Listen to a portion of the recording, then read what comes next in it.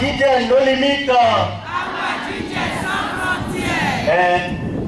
Awadidje sans frontières. Awadidje et nos frontières et nos limites nos neutois. Nipo mipo mino poka akuno e mbao miton bodo lokoloko miton.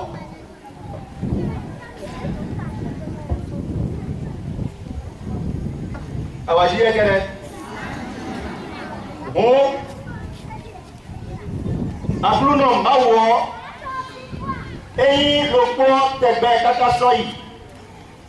Le Seigneur notre Dieu, il est le même hier, aujourd'hui et éternellement. Et ce que Dieu fait,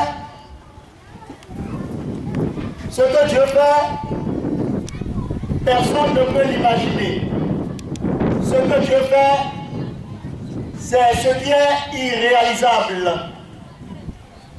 Dieu va au-dessus de la limite de l'homme. Et aujourd'hui, vous et moi, nous connaissons la majorité de ce que Dieu a fait, de ce qu'il a fait depuis le commencement, de ce qu'il a fait avec son Fils et de ce qu'il fait de nos jours. Dieu est et reste toujours disponible à nous de nous préparer, à nous de convenir, à nous d'arracher la grâce. Et pour arracher la grâce de Dieu, il faut être dans des conditions. Awadidje kede. Non, zande dino. Akuno miton ekundio bedeo eyi lopo so egbe kata so imavo lo eya lo tetebe bona yimi bona mlo nu temetemele do bezo miton le me nu di u temetemele nu eyi udo miton le e lo tetebe bona na mi lo nipo mipo midona humilele alopade bona zon do autant les dit bonazon, les bacons et bonasipouyi, fais-nous y aller, et qui a l'ombre, il faut répondre.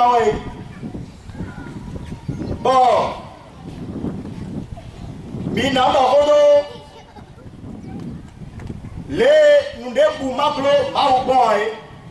nous allons parler sur le thème, car rien n'était possible à Dieu.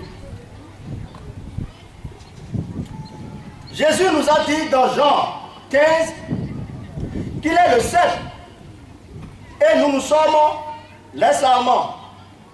Sans lui, nous ne pouvons rien faire. Akluno me voix, misiwan de bois. Akluno me voix, on rend miton pe nous de pouvoir.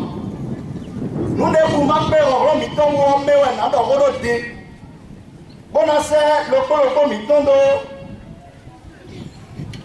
Luc, mine Bible là. Tout le monde a sa Bible. La chorale va nous aider. Je nous envoie avec la grâce de l'Esprit dans Luc 18, verset 24.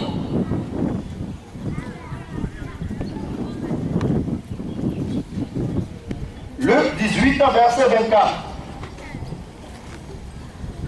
Luc 18, verset 24. Le voyant, Jésus dit qu'il est difficile à ceux qui ont les richesses de parvenir dans le royaume de Dieu. Verset 25.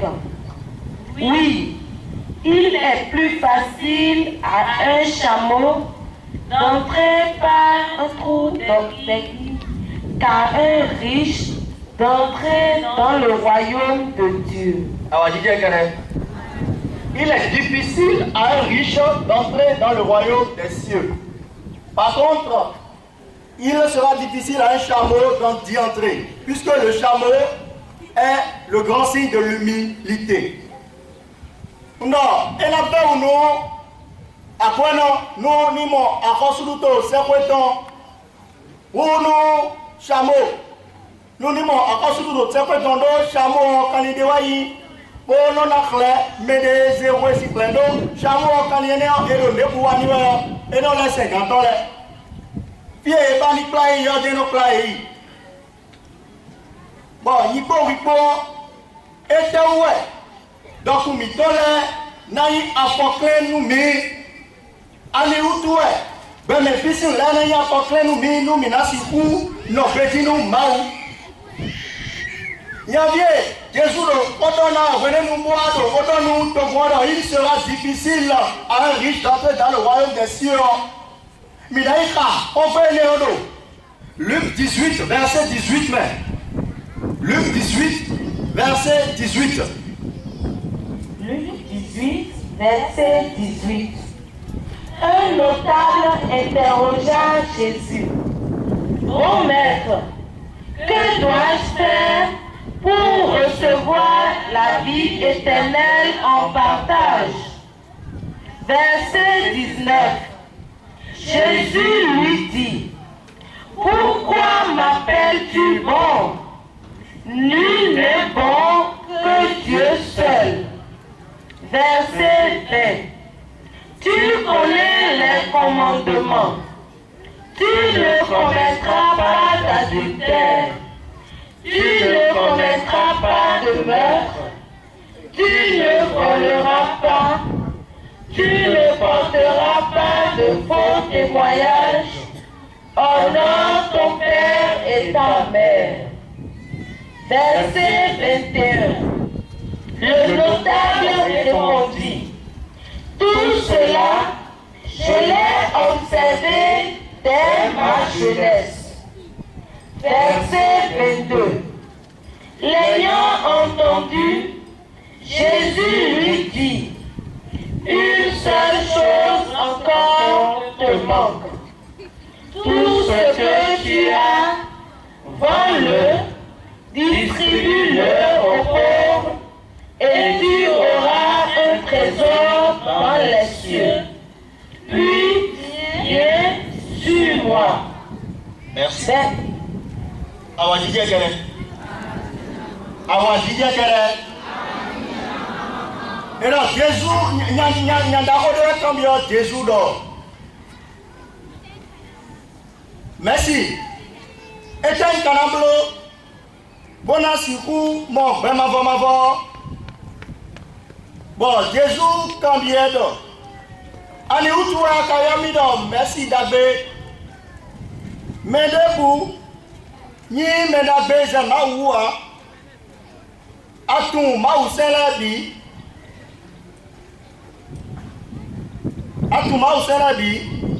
analaga, anaoumea, anadadjoa, anadon voudomemoua, anasi notre pas. Bon, mais jamais on y bénit. Merci. Nous allons la dire, on peut aussi, on peut le aussi, when nous ne sommes pas vous-même. When nous Jésus c'est autant. Jésus y bénit. Nous le faut guérir vous deux. Nous adolescents bio, ça y est, nous à ma monolé. L'on oui des choix, wa, beaucoup domi. When nous on se repère mon coton et Dieu à l'homme. Alors dis qu'elle va, tout est bien et suis-moi. Les biens de ce monde ne sont pas forcément le matériel que nous possédons. Les biens de ce monde, c'est tout ce qui nous éloigne de Dieu. Tout ce qui nous empêche de garder Dieu comme seul sauveur. Alors, dis-moi qu'elle n'y a rien de reconnaître Jésus et de Doku. Et de l'oubli, l'eau est à Rosuto Mauton et Roudé. Bon, il y a un héros comme Jésus là. Nemi konablo bona sikumo akosruto mauto di ai. Do to me wele mo ye me do kwela ye no ka to akwa to pelu bidiwasi. Lo ru do kwa ko do jokun akuno ko ho da do meji. Lo bo ye na mo se ko yi. Lini de be ye no ne.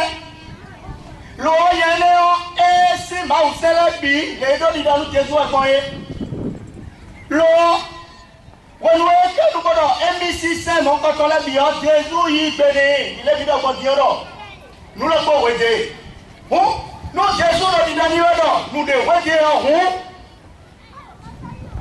e lo mo lo do ko ni tole pe ni do ko ni tole na bo emi pe nu bi hu do ko ni tole na bo MBC ko we tule mi o bi lo ko nde bu na si pe mi wa wada hore doku mi tole dona no soba mi na no yo ni ene o do yin po mi yin de ro ma unu ko ma u mefo yin po mi si wa nu de ya Jésus dans le Jean 15 Jean verset 15 mero yin po e chali mi mefo mi si ku pe nu ti wa Mau me fo na bo nero dokwo aussi que tiwa. La bénédiction vient de Dieu, la richesse vient de Dieu, la gloire vient de Dieu. Tout ce que le Seigneur me permet d'avoir, c'est pour ça gloire. Alors, pourquoi dois-je m'éloigner de cette gloire-là? Pourquoi dois-je m'éloigner de la grâce de Dieu à cause des vaines richesses de ce monde? Ce monde dans lequel toi et moi nous allons passer.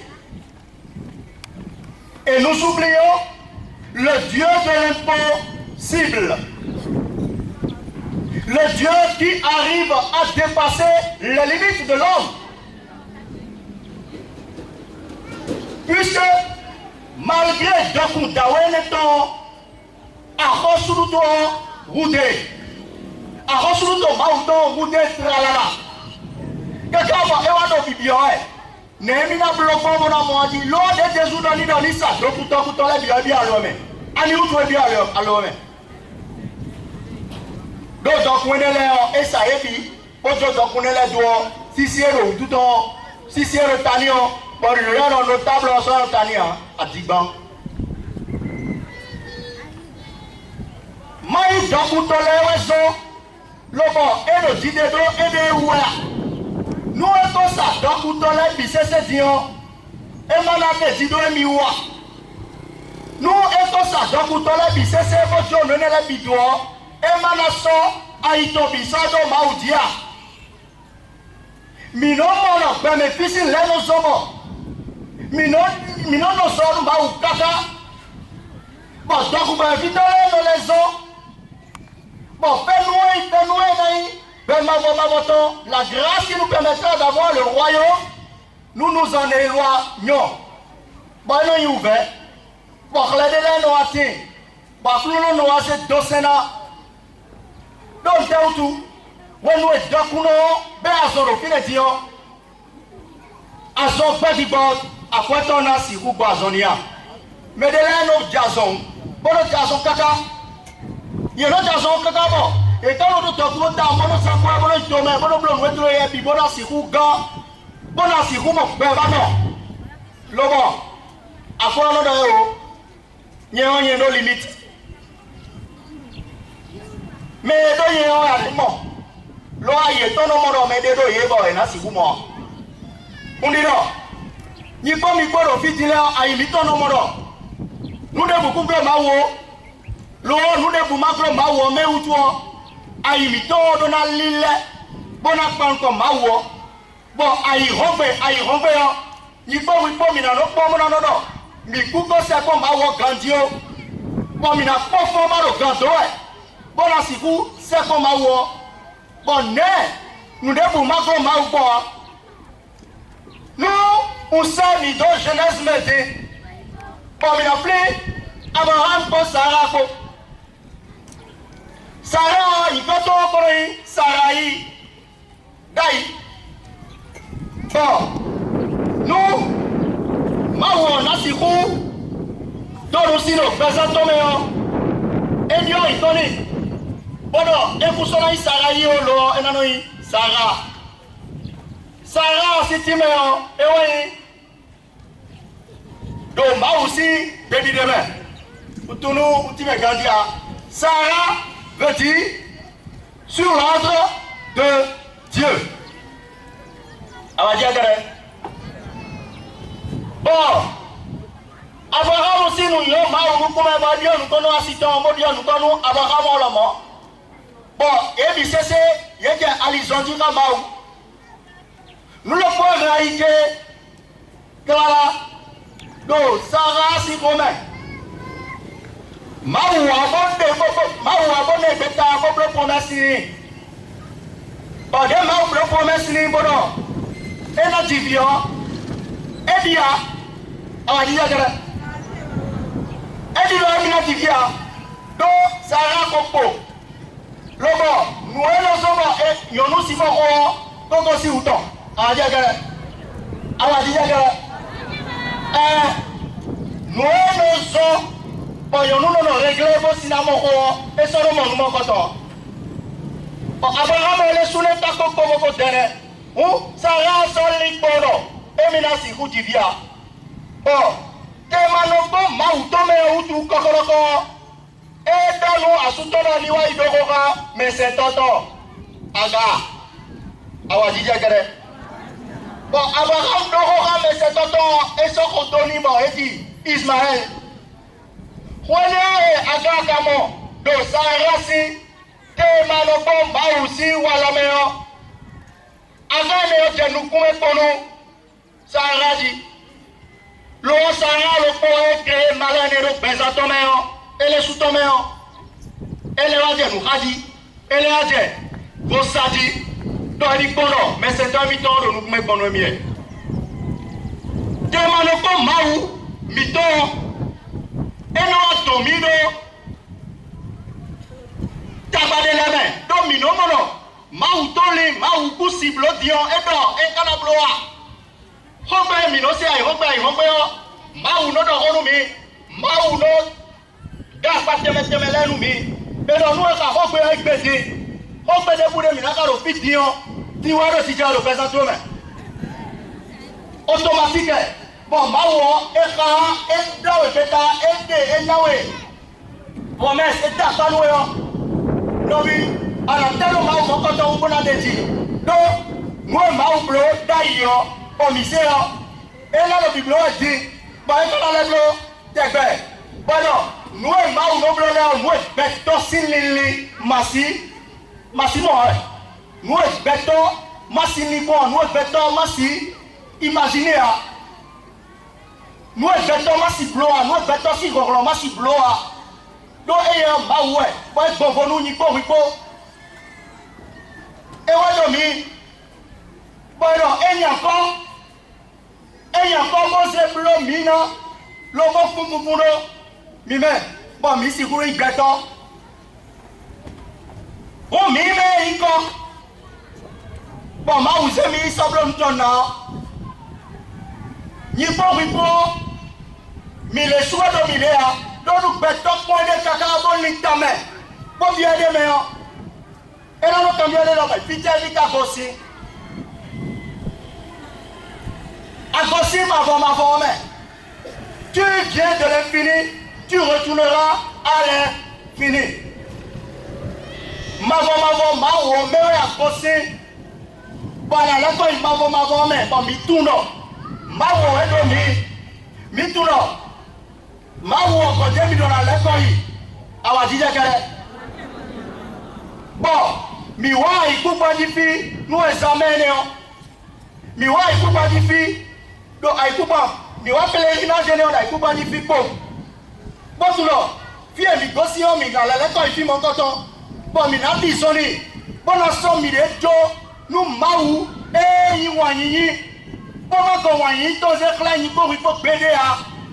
Donu mawu makla mi wanyito yipo wipo mi na ro fidia yipo wipo mi na si kuro ki gboja dia Puisque la gloire de Dieu, c'est l'homme debout, c'est l'homme vivant. Donc nous sous-soutons. Et c'est moi, il tombe, il bosse, donc nous n'y pas, il est. Nous bâtonnons vrai et des gants.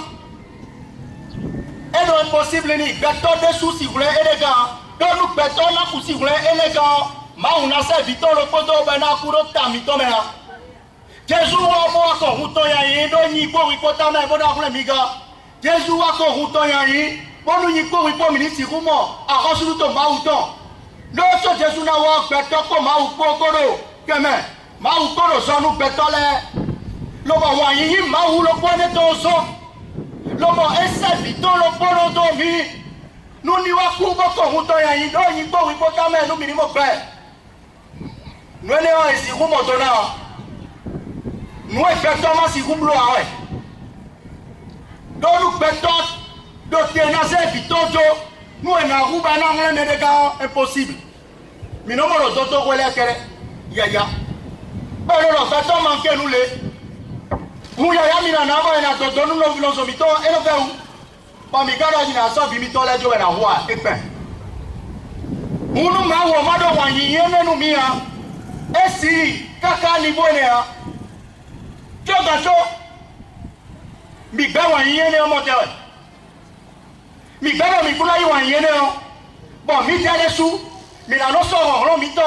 Bon na no do, lesina. Un ro na blo. Ba no ro ma usi comme le rien na blodo. Nous débouder mi si blo. Nous débouder mi si blo. Ma ou me vo mi si blo. Bon, nous ma ou dans les dossiers et on a 5 mido. Luc 1, verset 34 à 38.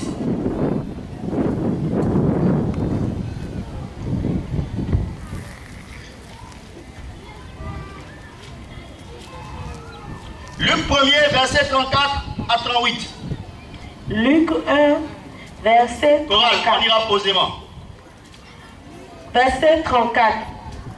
Marie dit à l'ange, comment cela se fera-t-il, puisque je n'ai pas de relation conjugale? Marie a donné un sacondo. Ne nous cassi oui mon bon. Do nipo sunupo kolo kibea. Verset 35. L'ange lui répondit, l'Esprit Saint viendra sur toi et la puissance du Très-Haut te couvrira de son ombre. C'est pourquoi celui qui va naître sera saint et sera appelé Fils de Dieu. Moi savons y benido. Yes, c'est nawa ditoe.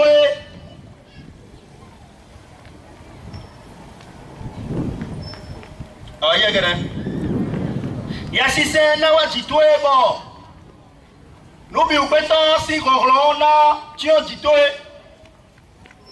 Et ouais, sont bon, mais anadia et na yoda yehwe. Et na yoda mauvi. Yeah. Verset 36. Et voici que Élisabeth, ta parente, est elle aussi enceinte de fils dans sa vieillesse, et elle en est à son 6e mois, elle qu'on appelait la stérile. Verset 30. Edie. Elisabeth ou Metoya Elesu Loko. On a dit Sunubi Eme Kokore Loan Koto Kodokwe do Sun Aizembloe Eme Enoyora Adikonoe. Verset 37. Car rien n'est impossible à Dieu. Verset 38. Marie dit alors, je suis la servante du Seigneur, que tout se passe pour moi comme tu me l'as dit. Et l'ange la quitta. Maria Yigbenu Saguando. Oye akrono si kanumono. Nobi nijere dije. Le adokoye. Bawen saguon gosi gonton. Bono minasi kumoto nwo gandio. Umbano. Mini. Luc 5. Luc 1, pardon. Luc 1er. À partir du verset 5. Luc 1er à partir du verset 5. Luc 1, verset 5. Il y avait au temps d'Hérode, roi de Judée, un prêtre nommé Zacharie, de la classe d'Abia. Sa femme appartenait à la descendance d'Aaron et s'appelait Élisabeth. Wenenouan, do Hérodou avansouan si wenouan, Yahwenonde noyi Zacharie, bon, et dosi, Abiasi, groupement, Asiton, et dosi, Aaron si, Wendomé. Bon, il y a Elisabeth. Verset 6. Tous deux étaient justes devant Dieu et ils suivaient tous les commandements et observances du Seigneur d'une manière irréprochable.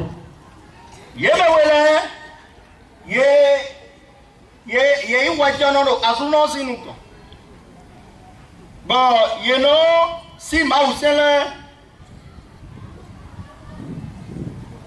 Bon, et non, si Maousele, bon, et si vous t'ouvrez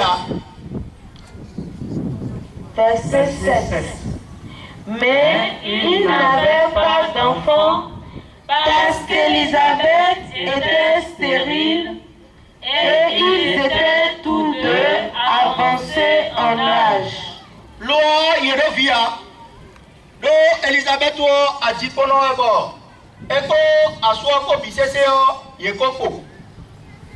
Verset 8.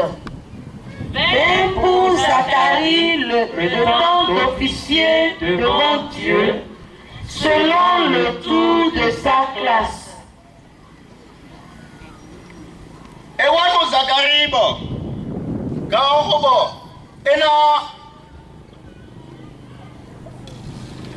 Et là, c'est un flou non.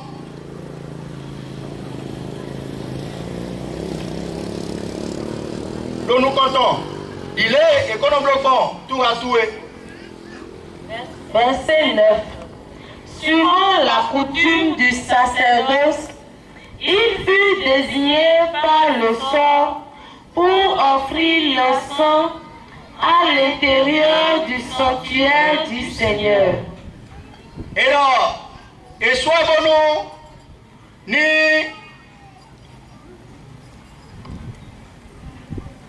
ni sans ensemble maou do amisa home. Verset 10. Toute la multitude du peuple était en prière au dehors à l'heure de l'offrande de l'encens. Et là, mais bisese yemei yagonola bisese yero kokota bazaka ile kono bi amisa home ba ebido te bolo yawi rameni. Verset 11. Alors lui apparut un ange du Seigneur debout à droite de l'autel de l'encens. Lo we sakunde wa toro titan. Bon, et le tero adusikwe bon ça fait autant. Verset 12. À sa vue, Zacharie fut troublé et la crainte s'abattit sur lui. Bueno, Zacharie, moi, ça quoi, nous et nous pas bon, et flou Verset 13. Mais l'ange lui dit, sois sans crainte, Zacharie, car ta prière a été exaucée. Adomaroué, Zacharie. Il y a des toits de collègues, c'est ça. Maoui Benadé. Ta femme Élisabeth t'enfantera un fils et tu lui donneras le nom de Jean. Asitwe Elisabeth native sunu loponwebo ananei kanasuinkoni do Jean.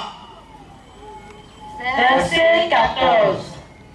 Tu en auras joie et allégresse, et beaucoup se réjouiront de sa naissance. Enai awajijanwe. Bon, megege nano jawado vimongoto ejieutu. Verset 15. Car il sera grand devant le Seigneur, il ne boira ni vin, ni boisson fermentée, et il sera rempli de l'Esprit Saint dès le sein de sa mère. Do enasu do maunukon. Enanonu avancissien. Enanonu viwa. Bon, yasi sénat goé, si notosi romain. Verset 16. Il ramènera beaucoup de fils d'Israël au Seigneur leur Dieu. Enakla togo Israël ton kekewanu maou yeton. Verset 17. Et il marchera pas devant sous le regard de Dieu avec l'esprit et la puissance d'Élie pour ramener le cœur des pères vers leurs enfants et conduire les rebelles à penser comme les justes, afin de former pour le Seigneur un peuple préparé. Loba ena disoni do mau nukon. Do mau si nuku mau tona do jiton. Bodo yasi sepo. Bon, mungloye do elime ona do jiton. Bona si kuton ai mau vi e to asiele bisesewa. Yeme kokpa maule bono nilanu to maule ena to yebiwa nu mau. Ena no litame waji jono don. Do ena blotogun yade nu mau. Verset 18. Zacharie dit à l'ange, à quoi me saurais-je? Car je suis un vieillard et ma femme est avancée en âge. Zacharie dono wesa guondo ne na si kutu nu monko tongon. Do yidie kokpo bisese. Lobo asichele su kokpo. Verset 19.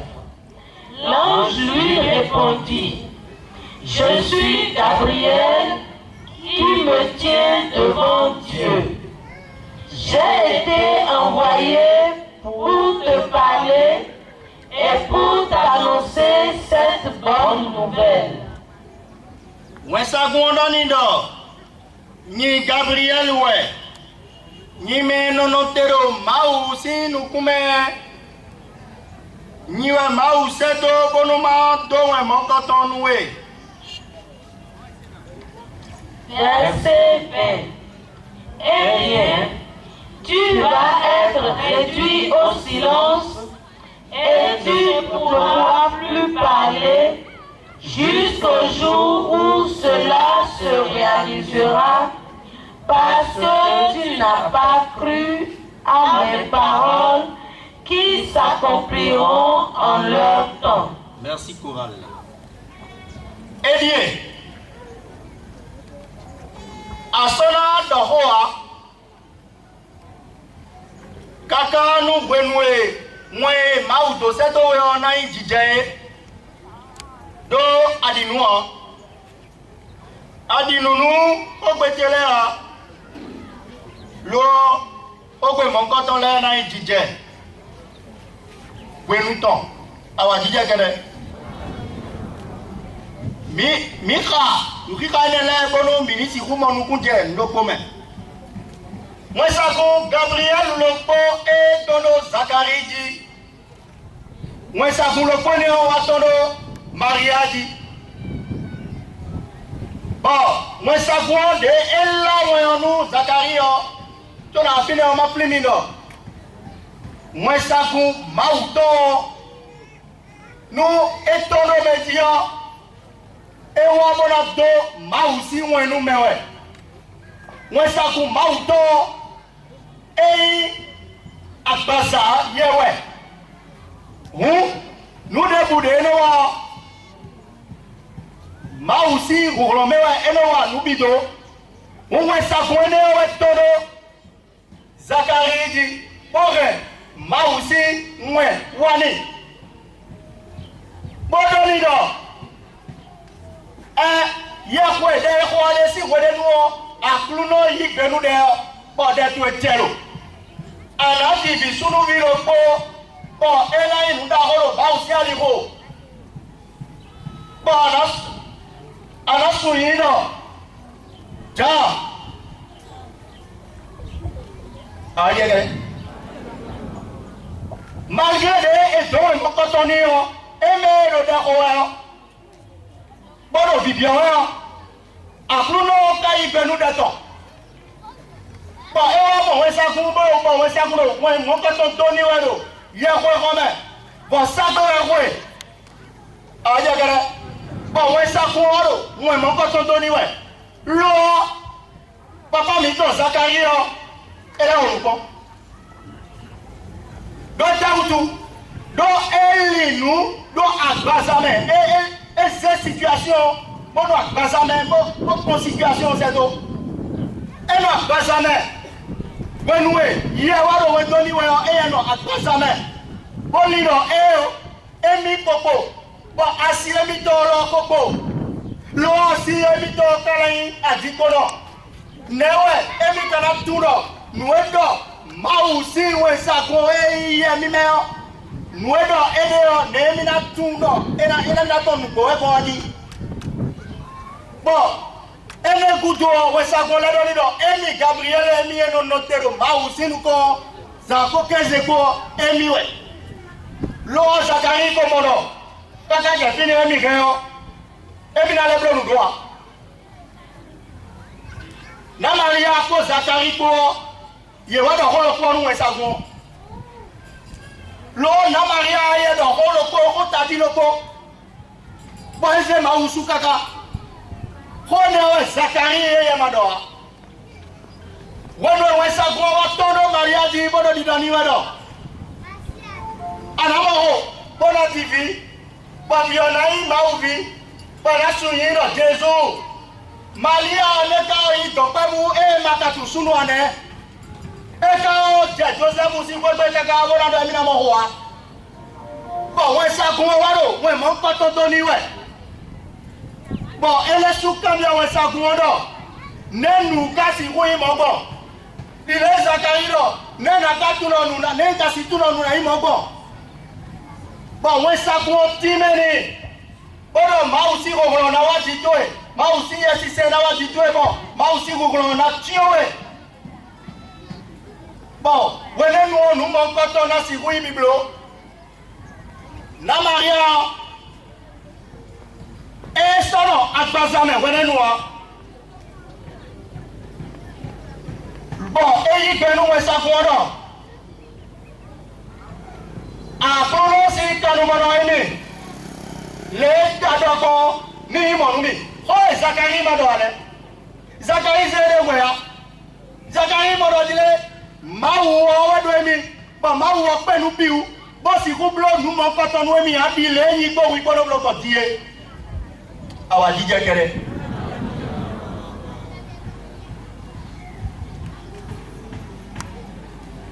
Situation où est allié. Moi ça gonda clan nous maliado, vous de maliado ho ça gonda claro. Ma aussi moi de 2 milléniaux et donido. Elie. Mais toi Elisabeth yon les soune do ho do pipo hoto mene. Lo hoto kodo so izeno. Do.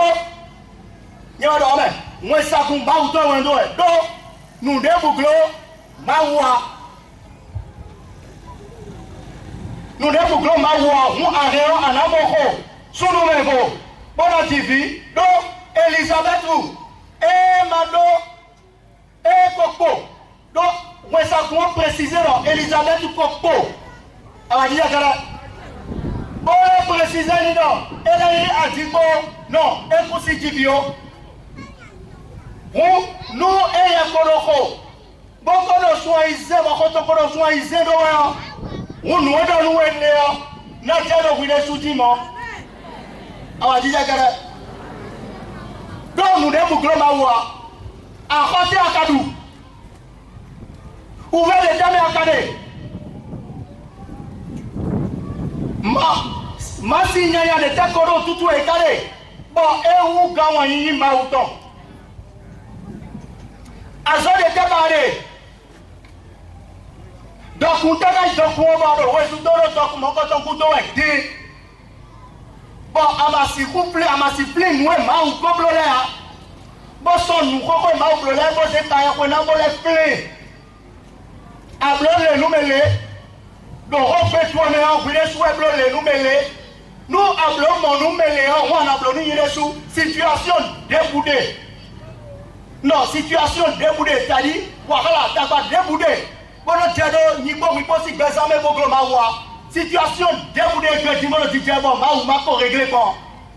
Mais ça, on peut avoir si début, car enfin, évidemment, et régler situation déboudée, nouvelle situation avec Bédimo, et que Mawa, et poison. Et on nous goûtons.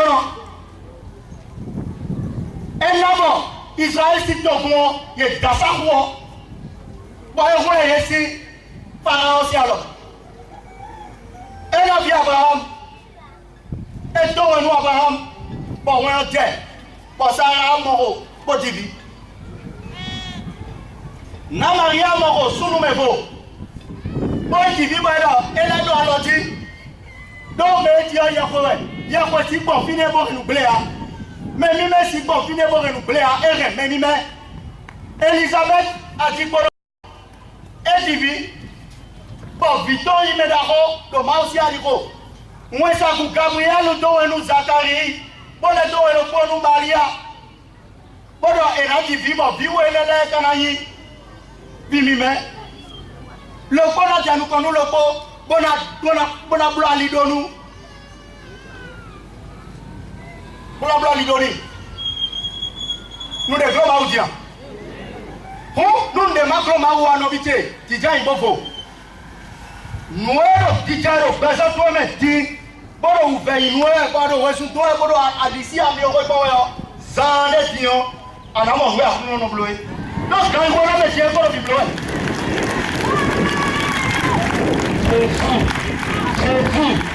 Jésus. Ah, ouais, dis-je que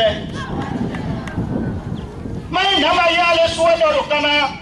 Bon, nous, avant vous, Jésus, dans la vraie nous. Mais blanc nous est dans nous bien. Et les souhaits que nous avons dans mon yé. Donc nous ne ou toi. Et les souko ni clair nous entend. Nous est maoudon pisé c'est l'autre. Nous pisé na motel la grande dans ma foi. Ni noto. On donne nous miro. Nous est dans nous gagne quoi mettre yo mini blanc. Prenez nous Maria kono. Complino. Nous est mitié. Sous nous massés comme voir, on nous est bien mis à Google. Moi, je suis nous numéro pour le point pour dire la gloire. Moi, je suis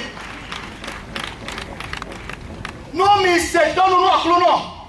Bon, disons, donc, à l'itodi, les déraconlés, il y a un niveau, oh, à Akuluno n'y a bon par exemple mais comme. Bah non rougeou. Agent de sécurité personnelle maintenant. Bah nous nous. Bon agent donc tout la pelle nous et nous vivons nous n'est OK. Et ouais non non. Nous mais si vous sommes nous commettons, ma aussi nami nous com, bah nous notre dossier. Nous gros c'est bon bah nous blo. Donc par exemple temps mais on dit non ni comme ça to esubedea. Lo ni simo. Mina no mokoto, mina no senti, mina no moro, azomito, azomito. Donc, l'incapacité de l'homme est engloutie. Le surnaturel de Dieu engloutit l'incapacité de l'homme. D'où la capacité de Dieu. Lorsque toi, tu luttes, tu étudies, tu cours de gauche à droite parce que tu n'as peut-être pas un mari, parce que tu n'as pas d'enfant, parce que tu n'arrives pas à travailler à l'école. Tu cours de gauche à droite, tu étudies. Et tu n'arrives toujours pas à avoir ce que tu veux. Dis au Seigneur que tu es arrivé à tes limites. Dis simplement à Dieu que tu es arrivé à tes limites et que lui maintenant, tu lui cèdes la place. Nous restons bloqués, c'est-à-dire c'est-à-dire, allez, on a jandomi, minaï vous connaissez notre jandomi, pas ouvert, non, à doit reçu le présent, mais tombe dans des outils, mais notre joie alors mawa. Alors, ma joie nous mawa, et nous renouvelé, par au pino à notre temps. Tiens, barabara, les bois, le présent, mais tombe, et ma on l'a dit, hein. Donc, et nous, on l'a dit, mais donc, il faut, si nous connaissons. On va dire, et nous, on l'a dit, mais donc il faut si nous croyons.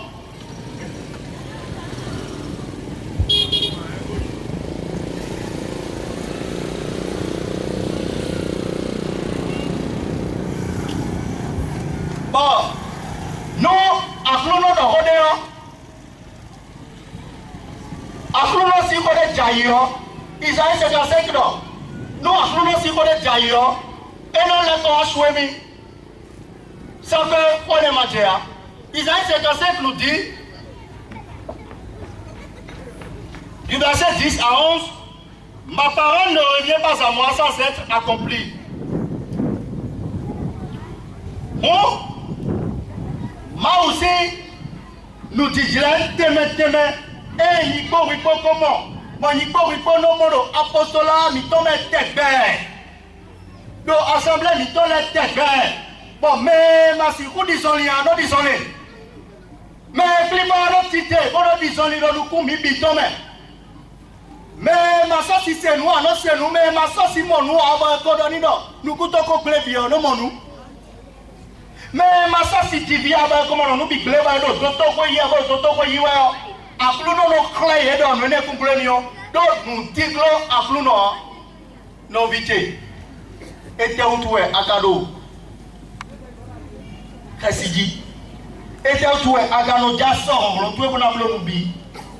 Seigneur nous dit souvent que le silence, il nous invite au silence.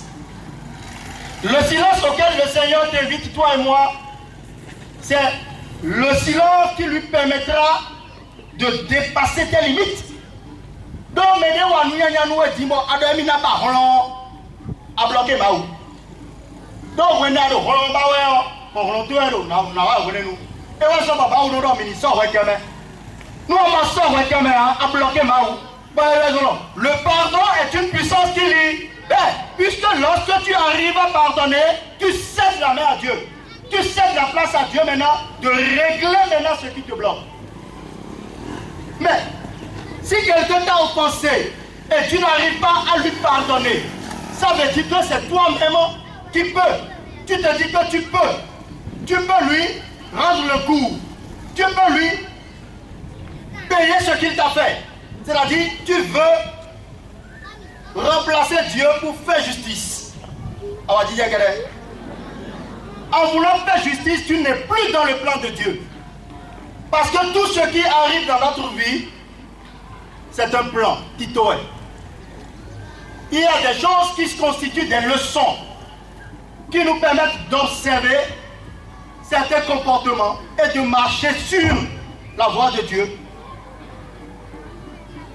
Et quand ce genre de choses arrivent, nous prenons le devant. Mon frère, ma soeur, vas-tu céder la place au Seigneur ce soir? Vas-tu te laisser aller pour que l'Esprit de Dieu puisse agir ce soir? Vas-tu t'ouvrir à l'onction? Alors, à partir de l'instant où je suis en train de parler, commence, mon frère, à envoyer tes soucis au Seigneur.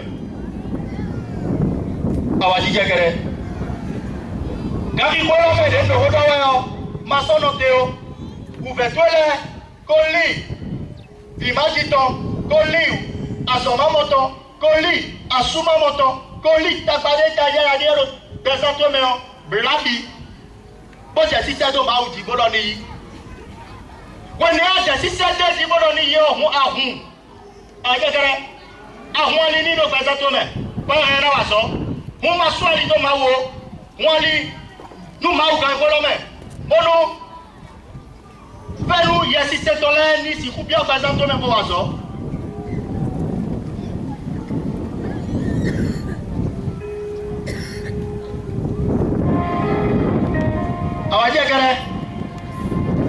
Awadi agara nawe fafaro kodo fi edo vedemedo asutonkwe epo asuopo kagbado yeme pede